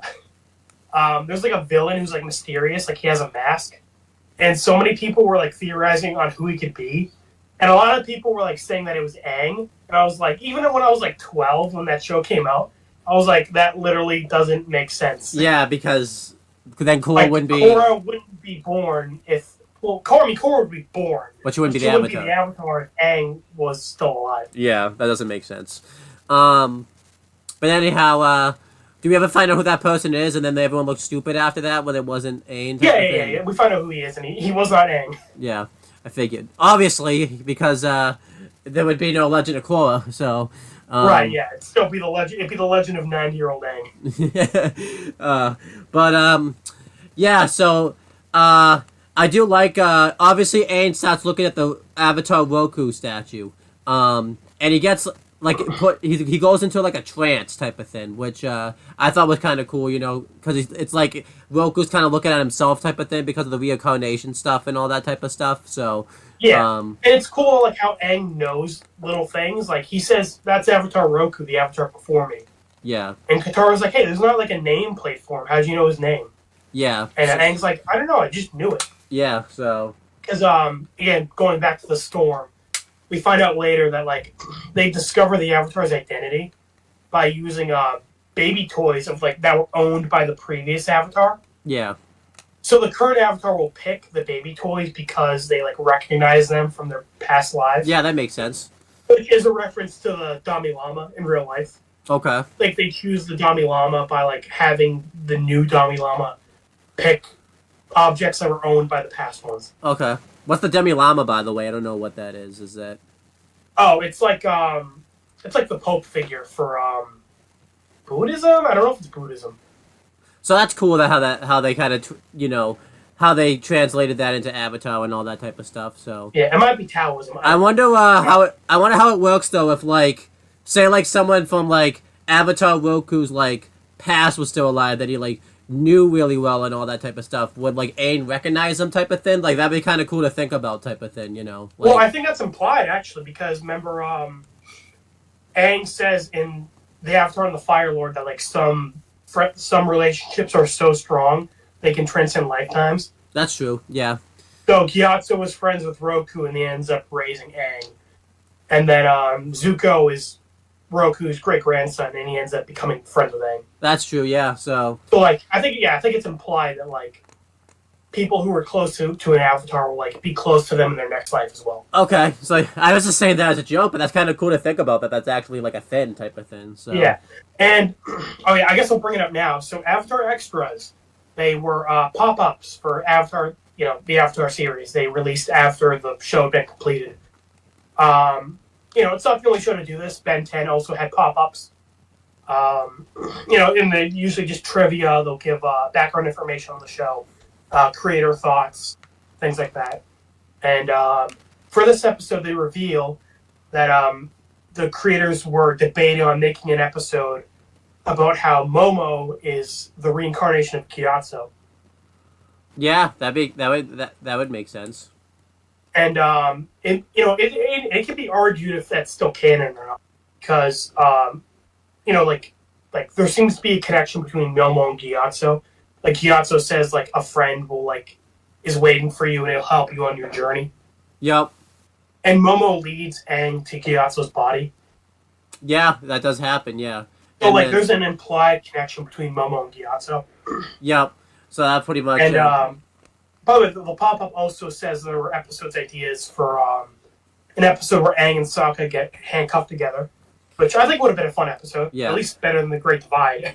I think we talked about this too. It would have to be season 1 just because like season 2 and 3 are so serious and their relationship's stronger in those seasons than it is in season. Like it's still pretty strong in season 1, but I think it just works better as like a season 1 I would have type of liked just episode. because Sokka and Aang are some of my favorite characters, and I like their friendship. Yeah. So I would have been cool having an episode of them just like stuck together. And it would have been And cool. we talked about before the video how a lot of shows did that. Yeah. Like the trope of like they'll get like stuck together for an episode. Which is why we're here, because we talk about a lot of tropes that TV shows do, type of thing. Oh yeah, there's one for like video games, shrinking, going into a dream, etc. Yeah. And the extra also mentioned there was going to be an episode on Aang's parents. That would have been cool. Like. Yeah, I wish we got that. But like at the same time, I guess it makes sense why like Aang wasn't raised by his parents. Yeah. And his parents would have been long dead by now. Yeah, because I think there's an episode where in Appa's Lost Days, I think it shows that Aang is young and all that type of stuff. And, I mean, obviously they imply it anyways, when Aang picked the toys and all that type of stuff, I get implied that he was like with the monks by that point and everything like that. Well, I think it's implied that like airbenders don't raise their kids. Yeah, so. Well, because like, Zuko mentions in episode 2 that like, like he takes Aang's staff and he's like, this will be a great gift for my father. But I guess you wouldn't know about father since you were raised by monks. Yeah, so. So like in episode 2 it implies like Aang never knew his parents. Yeah. Or if he did know his parents, like they weren't really in his life. Yeah, so. So like Gyatso in this episode was like his father figure. Yeah. So yeah, again, all really cool stuff that they talked about. Like, it is cool to think, Momo being Gyatso, especially too, because, Momo and Aang kind of have like a pretty good connection throughout the show because he becomes like a main character throughout the show and all that type of stuff. Yeah. And then obviously about his parents. Again, that handcuff with Sokka. I think the biggest thing that would have been cool is to see how Aang would have done his airbend and all that type of stuff if they're handcuffed together and all. Yeah, that I think it would have been a funny episode. Like Aang's like flying around and like Sokka's like screaming, something like that. But, Oh, and by the way, in the cinematic masterpiece that is the Last Airbender movie by Mr. M. Night Shyamalan. we'll talk about that later. I like how, in this episode, we see Aang's dynamic with Gyatso. We see how much he meant to him, what their relationship was like. You don't see in the movie, we just get like one line of like Aang being like, "Oh yeah, Gyatso was like my father." Okay, and then that's it. We don't really get much on the relationship besides Aang literally saying like, "Oh yeah, he was like the dad I never had." Yeah. So another reason why this episode is way better than that fucking dumpster fire. They actually show us the relationship instead of Aang just being like, "Oh yeah, he was like my dad, I guess, whatever." Yeah. Yeah, that's just terrible. I didn't even know that actually. So, I still remember. I know this is off topic. When we were watching the movie, you had me look up who the Fire Lord was. I remember. I think I watched that scene, and I thought it was just some random the Fire Lord in that movie is just some random dude. Like. Oh yeah. Well, that isn't too off topic because this episode does a good job talking about the Fire Lord. Yeah. Like with the B plot. Yeah. And listen, we don't even see that motherfucker until book 3. Before that, he's in shadow. We don't even see his face. In the Last Airbender movie, he just looks like a McDonald's manager, just talking in the middle of a hallway. I can't wait to review that movie. I feel like we're gonna tear. I feel like we're gonna tear into that worse than Avatar because we both watched Avatar as a kid, so we're gonna be more like I know we were pretty. Oh, you mean Death Note? Huh? You mean Death Note? Yeah, we're gonna tear into that movie worse than Death Note. Yeah, just because I feel like Death Note we were pretty pissed about, but I feel like I think it's personally closer to our hearts. Like we grew up with Avatar. Yeah, so. And also that movie came out in 2010. We've had over a decade to really stew on that one. Yeah. I mean, I'll say this too. It pisses me off so much. I still have yet to this day watched that movie in full. That's how pissed I am about it. So. Yeah. But anyhow, let's get back to the good version of Avatar. The not shit version. Yeah. They're in the Avatar room. I love them talking about the past lives. I think that's one of the most interesting parts of Avatar. The past avatars. And I do like the joke that they made because when Aang's looking at Avatar Roku, we see that he was a firebender, and Sokka's just like, "You're a firebender? No wonder why I didn't like you when we first met." I thought that was a good line. Yeah. Um, And it's interesting because, like, again, at this point, we don't know jack shit about Roku. We just know he disappeared. And, like, considering the Fire Nation are the ones who attacked the world, like, it's interesting to think about, like, what happened. He was the Fire Nation avatar. yeah, But he disappeared when the Fire Nation attacked. yeah. So, like, what happened? Yeah. Yeah, I think that's interesting how that happens too. Yeah. And then we hear somebody in the background, so everybody hides just because they think it's a Fire Nation. Because when the sorry. Before that, one last thing. The order of the statues are supposed to be like in order, but like we find out later on they're not. Oh, they're not. Well, because like we see a waterbender guy with like a bear skin hat. Yeah. And he's two avatars. Oh, yeah, he's two avatars over from Roku. Okay. But he's like way down the line. Okay. And also, like, Kyoshi was the one before Roku, but we see, like, her statue isn't next to his. Oh, yeah, that's right, yeah. But, like, obviously they didn't, like, think about everything yet. Yeah, so they would still... So they just kind of, like, put random statues. Yeah. So, I'm just saying, I think future episodes, like, fix that. Like, they, like, put it in the correct order. Yeah, definitely. But, it's just, funny how, like, obviously in this episode, they're just, like, in a random order. Yeah.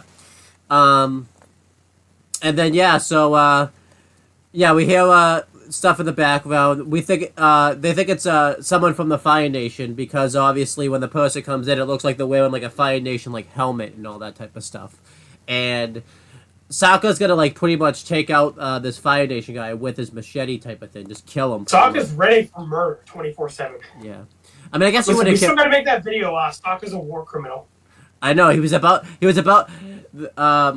I don't think it. How many people does he have on the list right now? I would say because he hasn't killed anyone yet. Momo was almost his first. Yeah. But we see this post. We see this. We found out that it's not a firebender. We see that it's a lemur, and we find out. Aim wants to make him his new pet, and Sokka wants to eat him because he's hungry. So they have a race to it, and Aang easily wins this race because obviously he's really fast and he can run on walls and everything like that. I kind of like this is just them kind of just kidding around and all that type of stuff, kind of having typical guy humor and all that type of stuff. Kind of shows their relationships grown since the last two episodes, since the first two episodes. This is a good scene to show why I would have liked the handcuff episode. Yeah, and then I like their friendship. They're pretty goofy. And I like how Sokka isn't, like, actually being, like, a jerk. Like, he's, like, smiling, having fun with Aang, like, running. Yeah. And, like, later on, like, when he sees Aang crying, he's like, hey, Aang, listen, I wasn't gonna, like, actually eat it, Yeah. So then, like, because he was just joking around. Yeah. So then Aang jumps down and it lands on these stalagmites, I believe they're called. I forget which one's which.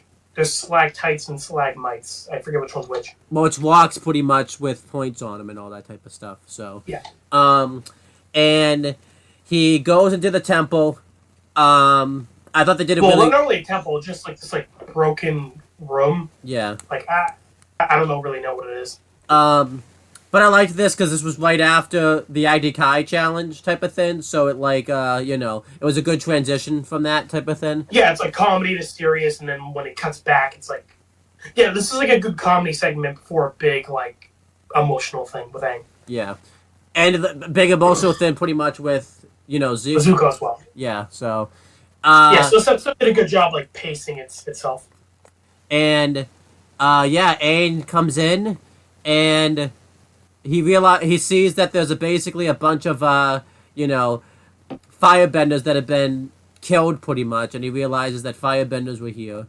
And he sees Kyatso's corpse, and obviously he realizes that this episode was dark. As a kid, I don't think I really put it together, but this episode's dark. Like it's a room full of dead bodies. I know, yeah. By the way, for this, sorry, what were you saying? I think this is the first thing I've ever watched where it showed like a dead body, I think, like on screen, and I never caught on to that really type of thing. Like we just because they're like skeletons, Yeah, they've been decompose and all that type of stuff. So Yeah. By the way, in the series finale, Aang's like, I shouldn't kill Ozai. Like, they are the ones who should kill one life. Gyatso was like, fuck that pussy shit, and murders an entire room of Fire Nation soldiers. Yeah, he realizes. I think he realized he was gonna get murdered anyway. So it's like, if I'm being murdered, I'm gonna take you all down with me. Like, I know. Listen, Gyatso wasn't on that pacifist shit. He was like, "Fuck you all." Listen, we gotta make a video on that. Gyatso's a mass murderer. He really is. Like because that was all Gyatso, by the way, too. It wasn't anybody else. I like to think it was all Gyatso. Yeah, he's the only Airbender we see in that room. Yeah. So yeah, I mean, I can see why Aang said he's the greatest Airbender of all time. Yeah, like... And keep in mind, these Firebenders, we don't know about the comet yet. We later find out that when the Fire Nation attacked the temples, they were getting, like, super powered by Sozin's comet. That's right. Gyatso fought an entire room filled with Firebenders powered up by the Sozin's comet, and he still killed them all. Yeah, so... Like, what a badass. Listen... Gyatso probably just died from his ball sack being too heavy to move. Not even that. He probably died because he used up all of his energy taking out the firebenders type of thing. Like Yeah. Oh yeah, I saw a pretty popular theory that like Gyatso just like sucked all the air out of that room. Yeah. So I can see it. That'd be pretty cool. So it's funny to think Aang just basically got upset for no reason. Then what are you getting upset for? Like Gyatso did this to himself. So Gyatso's a Chad, man. He went out like a badass. But anyhow, yeah. So so yeah, it would have been funny from the series finale, like Aang's talking to all the past avatars, and then Gyatso's ghost shows up, and he's just like, Aang, just murder them, just murder them. And then he just mentions. A bunch of firebenders came in, man, and like I just took those guys out. Like I was gonna die anyways. Like I figured. Aang's like, but the monk said that like you shouldn't kill, and Gyatso's like, oh yeah, we just said that to mess with you. Like we murder people all the time. Airbenders are all about murdering people. It'll be awesome, especially too because if you remember, I think you mentioned this later on. Aang murders like a freaking bee thin or whatever like that. Like, he cuts his head off. Like buzzer, he cuts his head off.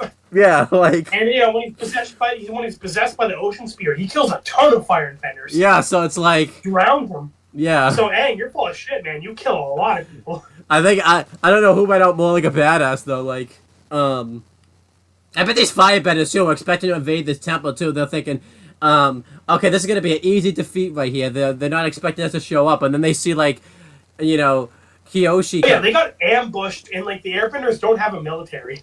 Yeah, so... And then Gyatso is just like, nah, get that weak shit out of here. That's awesome. Like, this was supposed to be a serious scene we're talking about, and we're just talking about how much of a badass Gyatso is. I kind of hope. Yeah, listen. I kind of hope this overtakes like the Nier stuff now. Like that's the new thing we put out. That Gyatso's just this badass now and all that type of stuff. Yeah, whenever a character dies, we're like, yeah, they died pretty cool, but were they Gyatso? Yeah, like. Funny thing is, he could chat himself. Funny thing is too, I love the fact that we just never see this fight. We could just assume, by the way, that this is how it happened. We can just make it up, like. Oh yeah, I've seen people talk about how they wish we saw like the attack, and I think it's definitely like something that's better left to the imagination. Yeah, this is how I'm gonna imagine it. Gyatso just wiped all these guys out, and And then he just took a nap. He's like, you know what? I've had enough. Yeah. Took a nap. Just kick back, relax. And then he just died. He just died, but in a sleep because So, Aang gets all upset though because he sees that Gyatso's been murdered.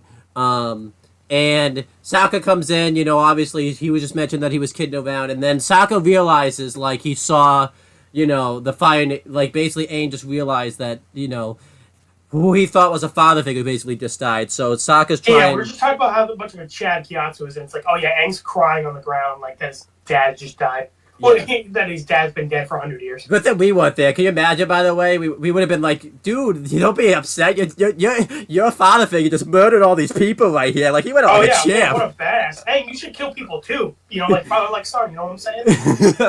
But anyhow, Sokka's trying to, talk down Aang. Yeah, I like Sokka. Especially because in the last two episodes, we talked about how in episode 2 Sokka, came around to Aang. Yeah. But in episode 1, Sokka hated Aang, so it's cool, seeing him, be so, nice to him.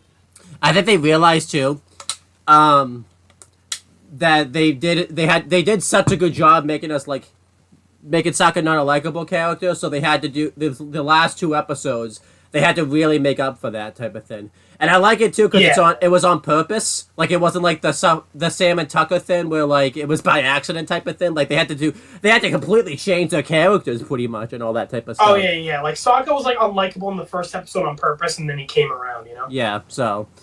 I think I've said it before, but Sokka's my favorite character in the show, so I'm always happy to see him shine. Yeah, and you know. But then we see that Aang starts to glow. His eyes and tattoos start to glow like they did in the last episode. And before we didn't get an explanation on what it was, like, but then Katara says, like, oh, it must be his avatar spirit. It got, like, triggered somehow. Yeah. But I guess what we find out, we find this out later, that anytime Aang is in real danger of dying or he's, like, in a big emotional state. Yeah, it will trigger it. But he's uncontrollable pretty much, as we find out later on. Like, he can't control it. Yeah. Because he almost, like, as Sokka says, he almost blew Sokka and Katara off the mountain. Yeah, so... I thought this was a good cut, because then it cut to the Agni Kai, and I liked how it cut to the Agni Kai, like, right after Aang pretty much goes into the Avatar state and all that type of stuff, so... Yeah. Also, we find out that, like, the Avatar state, like, triggers a bunch of things around the world. Yeah. But I think that's kind of a plot hole, because that didn't happen in the last episode. That is... Maybe Also, technically, Aang was in the Avatar state for the last 100 years. So shouldn't that stuff have all been glowing for the last century? I guess so, yeah. Maybe everyone's really annoyed, like, oh my god, turn that light off. We can't turn it off. The Avatar. So they should have known the Avatar was still alive and all that type of stuff. If the stuff was still glowing and all that type of stuff. Yeah. If anything, when it stopped glowing, they would have been like, what the fuck? Yeah. But anyhow, so I guess I don't know. Is it like different? Like I guess it's because Aang wasn't like upset before, and now he's upset now. Yeah, I don't know, but I guess it's totally explained. Yeah, but you know, we see that all these statues are glowing around them and all that type of stuff. Oh yeah, all the Avatar statues are glowing in the room, and we also see the statues are glowing around the world. We see a Water Tribe statue glows, an Earth Kingdom room is glowing. Yeah, and we also cut to a certain Fire Nation temple that we see later on. We see them later on in the season. And the Fire Sages, and we see that they're going to warn the Fire Lord that the Avatar's return. Yeah, So it kind of sucked for Zuko. Like it didn't really matter if Zhao found out or not. Like Zuko was going to have the competition no matter what. Yeah, I did like too. By the way, I think this was the same guy that ends up helping Aang later. Yeah, it was the same. It was the same guy that helped Aang later on contacts Roku. So it was kind of cool. Like, you know, that they were setting that up. I think that was very clearly planned. Yeah. So yeah, this we could make a what if video about this someday. What if Katara had just mentioned to Aang like right when they found out originally? Because obviously this ended up screwing them over. They would have found out eventually. They would have eventually found out that there's like an Airbender going around. Yeah, but I'm just saying, but it probably would have taken a little while. It would have helped them long term because now at this point everybody knows that the Avatar is back, pretty much. So. Right. Well, I'm just saying, like, it wouldn't have helped that much in the long run because, like, I feel like everyone would have found out about Aang eventually. Yeah, that's true. But yeah, so Katara is able to talk Aang down. Basically, says that you can't look in the past. Like the other Airbenders may be gone, but you still have a family. Sokka and I, we're your family now, and this is able to snap Aang out of the Avatar state. And we do find this out later, that it's really Katara is the only one that could snap Aang out of the Avatar state. Oh yeah, I was going to just point out, we see in later episodes, like, Katara's like the only one who ever snaps Aang out of it. Yeah. I remember too, it's to the point, if you remember, when like he's going off on the sandbenders, she doesn't even say anything, she just grabs him by the hand and then that just snaps him out of it type of thing. Yeah, she like hugs him and like, yeah. Because everyone's like running away from him in fear and she's the only one who like calms him down. Yeah, so... We see in book 2 that like the Fire Nation general like kills her and like Aang freaks out. Yeah, and then I think that's why they mentioned like the only way like that's one of the stages that is like locked and all that type of stuff when he's going through it type of thing, like Katara. Yeah. His love for Katara is like what he has to give up to master the Avatar state. Yeah. So I thought so. It's a cool thing. It's like a But, cool little detail. I do like what but, Sokka. because so I know we'll get to that eventually, but I like how Iroh's the one who tells Aang that like he wasn't wrong to not want to give up his love for Katara. Yeah, I thought it was kind of cool. But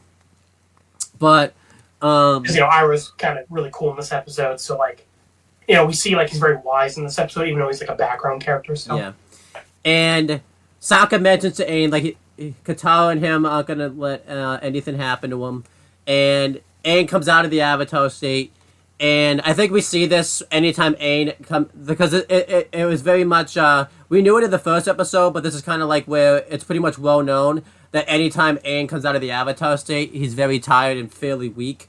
Because he like almost passes out. Yeah, I think it's pretty well. I think this kind of shows that more, just because he wasn't in like a fight this time or anything like that. Like you could make the argument like the only reason he was tired last time is because he was in a big fight before then. So here it's pretty much gets the message across even more that no matter what, if you go in the Avatar state, you're very weakened coming out of it. So. Also, I noticed in this scene, like the eyes were very big, like for the characters. I think this was like still when they hadn't fully figured out the art style yet. Yeah. Because this scene looked very anime. Definitely. It probably isn't a bad thing. Like Avatar is very clearly like inspired by anime. Yeah, definitely. So I'm saying like this scene in particular, I always noticed as a kid was like very very inspired by anime. So then, yeah, A basically realizes that he really is the last Airbender, and he's kind of finally come to grips about the fact with that now. Like this is kind of because he says like if they made it here, they probably got to the other air temples too. Yeah, so the they're basically getting ready to leave, and Aang's looking at. Sorry. As a kid, I didn't really pay attention to it, but as an adult, I always think that's kind of weird because the air nomads were like very nomadic. They like traveled around a lot. Yeah. So, like, I feel like a lot of airbenders wouldn't have been at the temple. Yeah, so I don't know if it was just one of those... Maybe they had a holiday they were all there for type of thing, and the Fire Nation just happened to tag on that holiday, or maybe they just wiped... sorry, go ahead. Maybe they wiped them out, like, when they just saw them in different places type of thing, oh, okay. Because Star Wars... You haven't seen Star Wars yet, but, very similar, where it... takes a lot of inspiration from like East Asian philosophies, and like they have a similar like monk order. Okay. And they have a similar thing where they get there's genocide and they all get wiped out. But I think that does a better job at like explaining like why like they're all in one place, or like what they do about the ones that aren't in the temples. Yeah, that's true. So I'm saying like this one, I feel like they should have provided a better answer about like the ones that weren't at the temples. In fact, there's actually a little comic for Avatar set like sometime during book 1 where Aang gets lowered to like a little cave with like air nomad relics.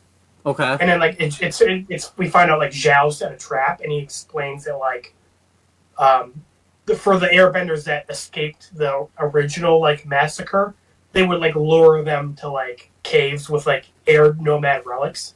Oh, okay.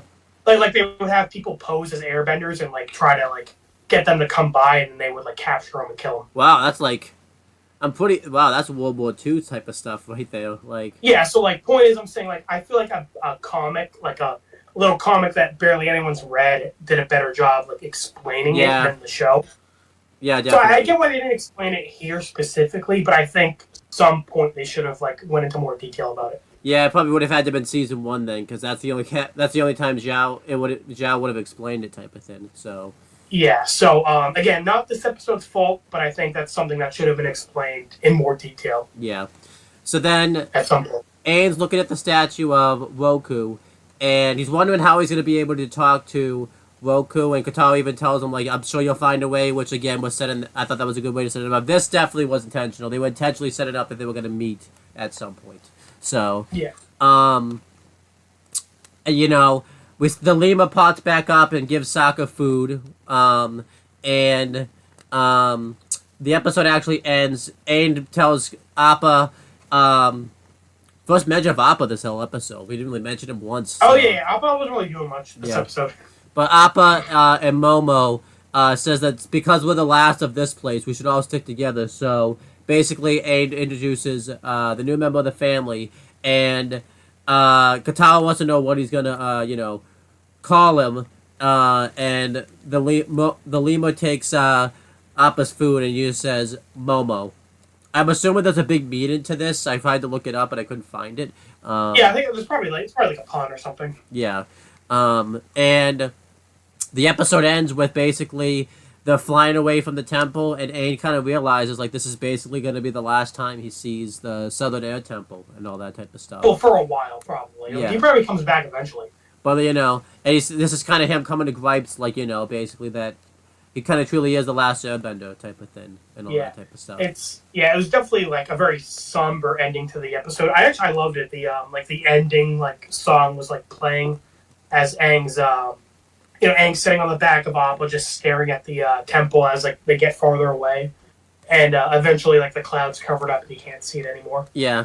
So like you said, I don't think it was Aang going away forever, but it was more it was the last time Aang will see his home as his home. Yeah. So all the Airbenders are gone. It'll never really be the same anymore. Yeah. So that was very sad episode. Yeah. Very, very significant episode. We find out a lot of things here. We meet, both the A plot and the B plot. Yeah, we meet two pretty important characters for the show. One mainly for season 1, anyways. And then, well, I guess both for season 1 actually, because I was thinking Kyoto was just season 1, but I guess Yao was only season 1 also. So. Oh, I thought you were talking about Momo. Yeah, Momo too. He's a pretty big character. So. Yeah. And then a lot of things that just carry over for the rest of the show. Agni Kai's, the air temples, obviously. Stuff about the Avatar. The past lives, Roku, and being able to talk with Roku. Yeah. Everyone finds out the Avatar's returned. We see the Fire Nation temple that they end up going to. Yeah. Again, Zhao mentions taking over the Earth Kingdom capital within the year. Yeah. And the drill's implied here, even though it's not mentioned. We find out Iroh was used to be a respected general. We find out kind of what happened the last time Zuko was in an Agni Kai and what led to his banishment, kind of, and everything like that. So, yeah, very, very significant episode and everything like that. So earlier when I was saying this isn't a good episode to start with, I more so meant I really wanted to talk about this episode with spoilers. Yeah. So that's why I was a little glad that your friend didn't come on. Because I think this is if anything, I think this does a great job as a first episode. You're introduced to a lot of stuff that is important for the future. Yeah, definitely. So I think it works good as a first episode, but as in I want to talk about all the important stuff in this episode. I'm really glad we got to talk about all the spoiler stuff. Yeah. Letter grade for this episode. It's already stopped, but I'm giving this episode an A+. I can't think of a thing wrong with it. It's perfect. Easily. It's a perfect episode. It's it sets up, it sets up a lot of stuff for the show. Aang gets to come to gripes finally that he's the last Airbender. And Zuko, we beat the main villain, and Zuko has gets to have a redeemable kind of story type of thing in this episode and all. Yeah, that's the first time we see Zuko's got good qualities to him. He's not really as bad of a guy as we think. Yeah, so this kind of really was the first seed planted for his redemption arc. Yeah. Perfect. And I feel too we should try. I think in the last episode. Sorry, go ahead. I feel too it's the perfect post episode after the season premiere type of thing, because they could have just messed around type of thing and just done a simple episode just because the first 2 episodes were important, which is what a lot of shows do. But they weren't scared. They're okay, this is going to be the next episode. We're going to set up a lot of stuff in this episode right here. Oh yeah, I agree. I think last episode we said the setting was a little boring because the South Pole was just a frozen wasteland. We think it was still really nice looking, but I think this episode was a big improvement. The Southern Air Temple looks great, and the Fire Nation colony Zuko's at also looks great. Yeah, so. And like you said, I think having this as the 3rd episode was a great move by the writers. And because it's funny, because for our next Danny episode, our next Danny Phantom review, the next 3 episodes aren't super important. They're just kind of like one-off episodes. Yeah, I don't even. And, yeah, pretty much. And same thing with Ben 10. The next 3 episodes are kind of one-offs. Well, no, one-offs. Like, I think Danny, we're introduced to Skulker, who's a recurring villain. And Ben 10, we're also introduced to Dr. Animo, who's also a recurring villain. Yeah, but I don't really think they... Like, in the episodes they come in, they're kind of one-off villains, you know? Yeah, because I would say, because, like, they introduced Skulker, but he's, like, conquered by the end of the episode type of thing, so... Right, same with Dr. Animal. Like, you wouldn't guess that they're recurring villains based on those episodes. Yeah, so... So Avatar, I think, did an amazing job. Yeah. Apparently that spider monkey was a recurring villain, even though he died in an episode. Oh, yeah. Oh, listen, get ready for, like, 5 Ben 10 villains that should have died but didn't. Funny enough, I think Avatar does that the best. When characters should die, they usually do. Yeah, definitely. Or, like, when they shouldn't come back, they don't, at least. Yeah. I think so. I'm trying to think, yeah. Yeah. Well, like, Zhao doesn't come back after the book 1 finale. Jet doesn't come back.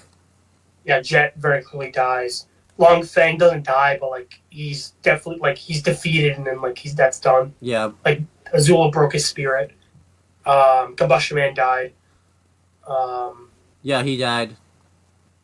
I would say, too, the good about when they choose to put in the Kyoshi Warriors, like, they don't overstay their welcome. Like, when they're defeated type of thing, and, you know. Oh, you mean the Appa's Lost Days? Yeah. And, like, you know. Funny enough, Danny has the reverse problem, where I think a lot of villains that should have come back didn't. Yeah, Evil Danny. Yeah, Evil Danny, the Nightmare dude, the Plant dude. Yeah. Frostbite definitely wasn't in the show as much as he should have been. Fright Night was only in, like, 2 episodes, and he was kind of a background character in one of them.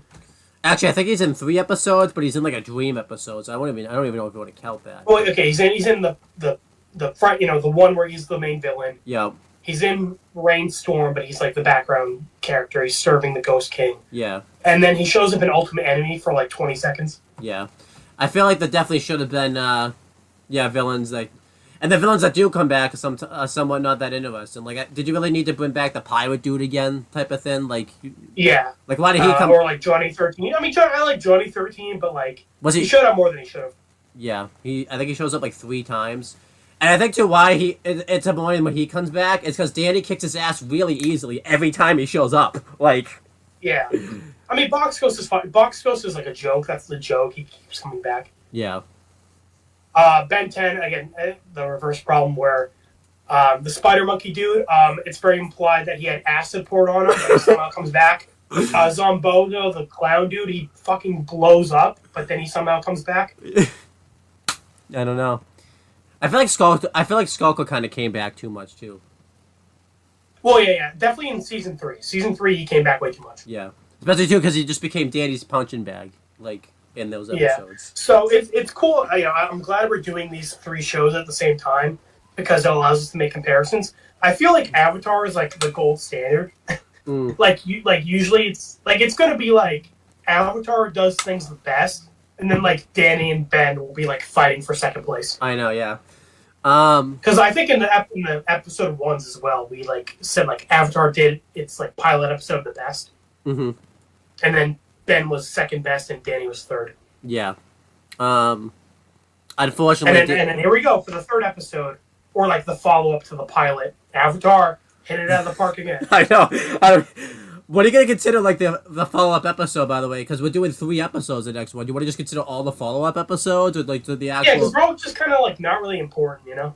Yeah, but like they're fun. They're not bad. Don't get me wrong. But like again, the Southern Air Temple is such an important episode. By the way, like, the rest of the show doesn't make sense without stuff that's introduced in this episode. Yeah. By the way, you realize, we already explained how Avatar did it better because we didn't even need to go through like an almost 2-hour video because Avatar did it better because we had to do the follow-up episode as its own episode, like, you know. Oh yeah, like yeah, again, like Danny and Ben, we were gonna do like 3 episodes in one review because like they're all just kind of like not really important. Yeah. This had to be a standalone episode. Like this would not work if we did the next episode. Because look, this episode deserved its own review. Yeah, this episode right here, it's an. I'll just tell you right now, it's an hour 43 minutes and 53 seconds and counting. Like, think about how much. We talked about this one episode for fucking 2 hours. Yeah, think about how much longer it would be if we included 2 more episodes in here. We would just be like, you know what, we're not talking about. We would have like ended the video abruptly. Oh yeah, definitely.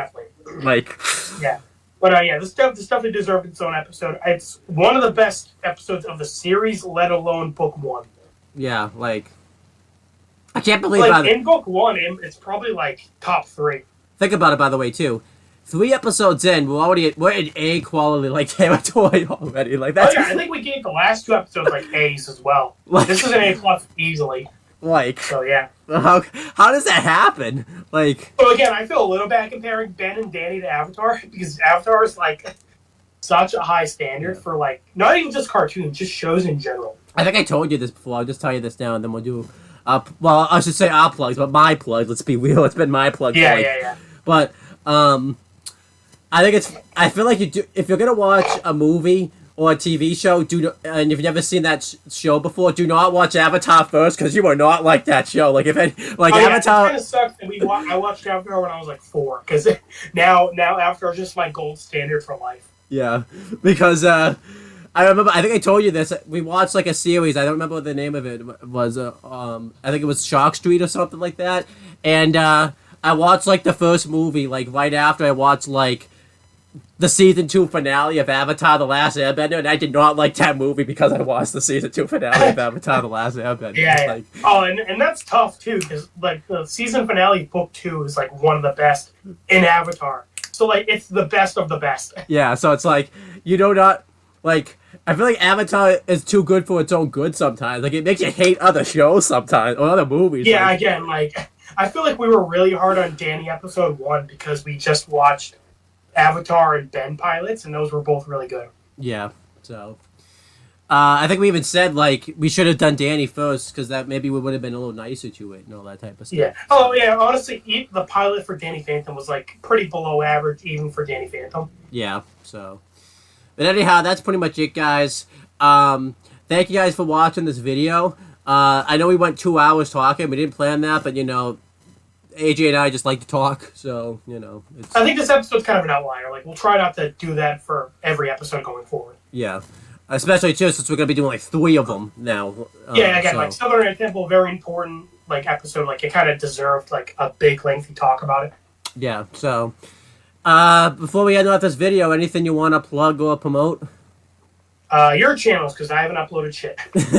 Alright, so check out Wrestling Fortune 44. We'll be covering all of the wrestling stuff on there.